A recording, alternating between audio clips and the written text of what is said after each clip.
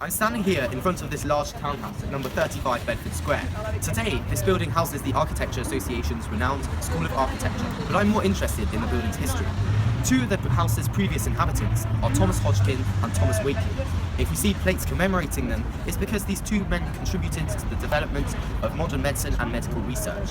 They both lived at the end of the 18th and the beginning of the 19th century, in the middle of the Industrial Revolution, when medical progress in Britain exploded. Thomas Hodgkin is best remembered for his discovery of Hodgkin's disease, a form of lymphoma. He was also a very important pathologist and started to revolutionize the way in which diseases were studied. His book on the means of promoting and preserving health is one of the earliest defenses of preventative medicine. Although Hodgkin is often overlooked when studying medical history, his radical ideas were similar to some of the more famous medical figures that we will discuss later. Although Thomas Wakely was a surgeon, his most important contribution to medicine was not a scientific one, but an improvement in the way researchers communicate.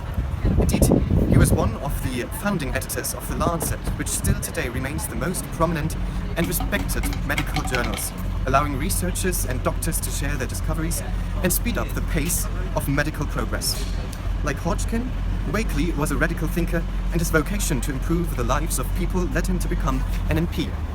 He used his seat in Parliament to campaign against privilege, nepotism, and try to obtain social reform.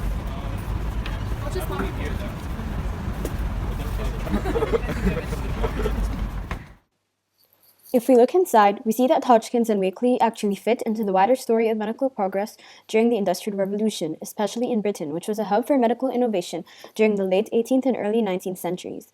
During that time, radical new thinkers were free to experiment and come up with revolutionizing scientific theories, which battled some of the most widespread dangerous diseases and viruses in the world, such as the smallpox, anthrax, and chicken cholera. Advances were also made in the field of surgery, where the development of antiseptic substances reduced the risk of infection during surgeries.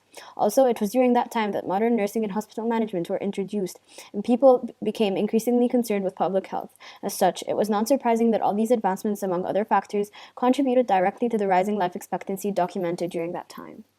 Indeed, the rising expectancy coincided with falling death rates, thus Britain was entering a new phase of the demographic transition model. As the birth rate did not fall until later, the sudden fall in death rates meant population at the time rose significantly, as we can see on this second graph.